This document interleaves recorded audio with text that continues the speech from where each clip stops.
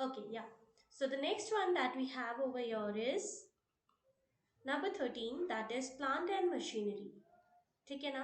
देखो अभी जरा ये जैसे आपका लैंड और बिल्डिंग होता है, लैंड एंड बिल्डिंग की अप्रिशिएट होती है value, similarly plant and machinery भी तो एक टाइप की आपकी पूंजी है जिसकी वैल्यू या तो डेप्रिशिएट भी हो सकती है, बट एट द एंड उसको बेचने के बाद क्या होगा, आपको कुछ ना कुछ मिलेगा। तो मतलब आप उसको बेच दोगे तो आपको रेवेन्यू ही तो जनरेट होगा।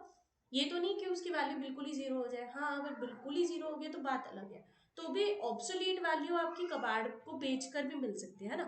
आप कबाड़ी वाले को कबाड़ बेचोगे तब भी तो आपको कुछ ना कुछ मिलेगा ही ना। 2 रुपए भी मिल रहे हैं तो भी तो आपके लिए रेवेन्यू ही है। ठीक है ना।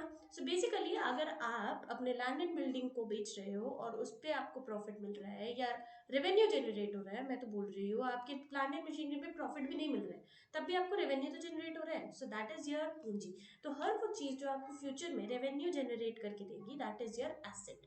So similarly plant and machinery is also your asset, और वही चीज अगर ए प्लस हो रही है तो आपका डेबिट हो जाएगा। सिंपल। Excuse me.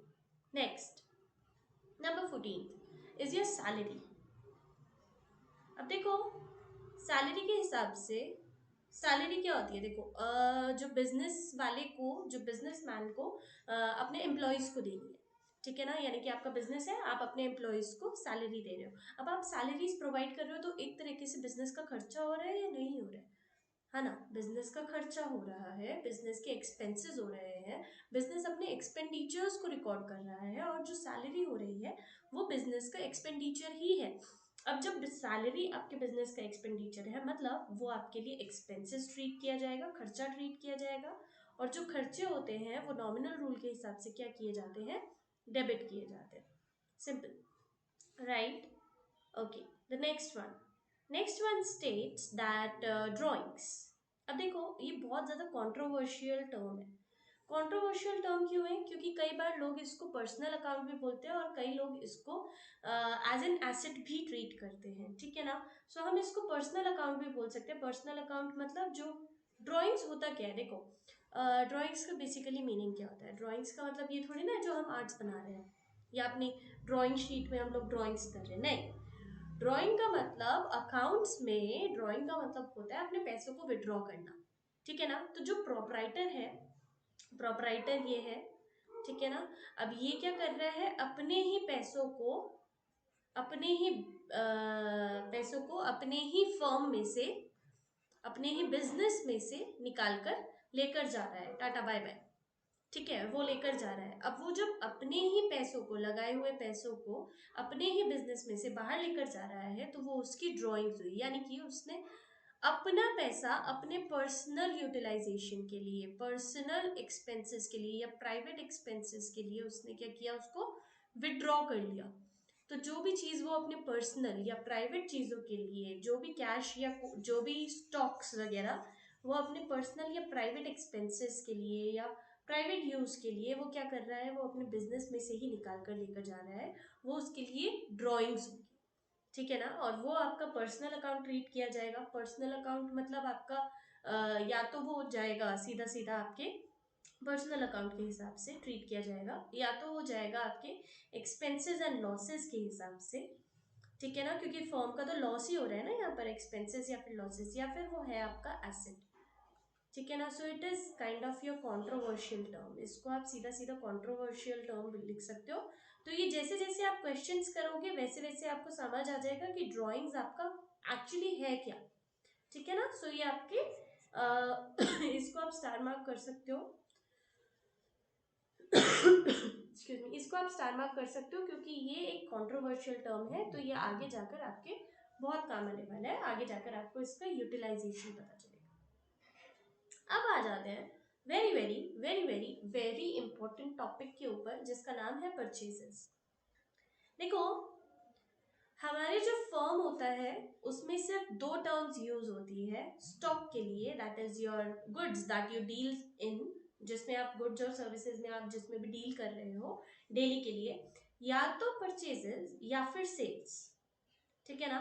तो परचेजेस होता क्या है, परचेजेस आप किसकी करोगे, रॉ मटेरियल्स की, अपने गुड्स बनाने के लिए, फिनिश प्रोडक्ट बनाने के लिए बेसिकली, है ना। तो वहां पर आपका इसको गुड्स टर्म किया जाएगा। लेकिन एक्चुअली जब आप गुड्स को बाय कर रहे हो तो अकाउंट्स में कभी भी आप गुड्स वर्ड नहीं लिखते हो. Instead of writing goods you always write down purchases, either purchases और sales at the time of sales. So whenever you are buying some goods for your uh, what do you say, for your business, whenever you are buying some goods for your business जिसमें आप daily deal करते हो तो उसको आप हमेशा purchases के नाम से डिनोट करोगे. That can be also your stocks और इन्वेंटरी जिसको आप अपने बिजनेस में रख रहे हो. ठीक है ना? All right. सो इसका एक एग्जाम्पल लिख लेते हैं. फॉर एग्जाम्पल हमने बहुत बार देखा है अपने अकाउंटेंसी में, अकाउंटेंसी का सबसे बढ़िया क्वेश्चन जो होता है हमारा यही होता है, purchased goods excuse me, purchased goods for ₹100 या कितना भी, फॉर ₹100 उसने गुड्स को लिया है, परचेज किया है, या फिर बॉट गुड्स फॉर ₹100. ठीक है ना? अब वो क्या कर रहा है, परचेज कर रहा है या फिर बाय कर रहा है उसको, सिंपली गुड्स के टर्म्स में बाय कर रहा है. लेकिन क्या हम गुड्स का टर्म एग्जैक्टली गुड्स लिखेंगे क्या हमारे अकाउंटेंसी में? No, we are not going to write goods in our accountancy. So as an expenditure आपका परचेजेस क्या होगा, डेबिट होगा. परचेजेस की वजह से आपका खर्चा हो रहा है और खर्चा क्या होता है, डेबिट होता है. टू व्हाट, टू कैश, क्योंकि कैश गया है आपके पास से. Real account, this is your nominal account and this one is your real account. Is it clear? I hope it is. ठीक है ना? So purchases is your nominal account and cash is your real account over here.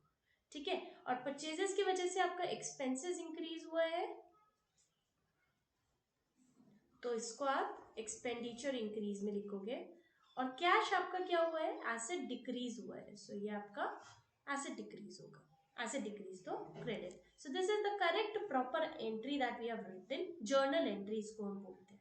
Okay, तो इसको हमने लिखा है. इसकी एक डेफिनेशन लिख लेते हैं.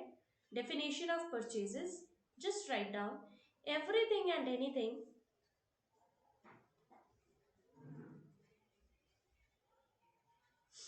that is purchased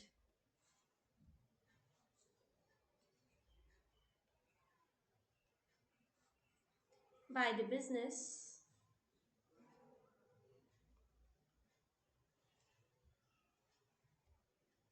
and the big and by the business and the business deals in it. ठीक है ना? डेली उसमें डील भी कर रहा है, वो उसकी बाइंग और सेलिंग कर रहा है, daily deals in is purchase. और परचेज है तो सीधा सीधा आपका क्या होगा, एक्सपेंडिचर होगा, एक्सपेंसेस होगा. I hope it is very much clear, so you can write this down in your notebooks, respective notebook. Okay, yeah. Next one. So here we go with the 17th one. Write down sales. Excuse me. In a similar manner as we have written purchases, देखो purchases के जैसे ही हमारा sales भी होगा. sales भी हमारे goods की ही होगी जिनमें हम लोग डेली डील कर रहे हैं, राइट? ओके,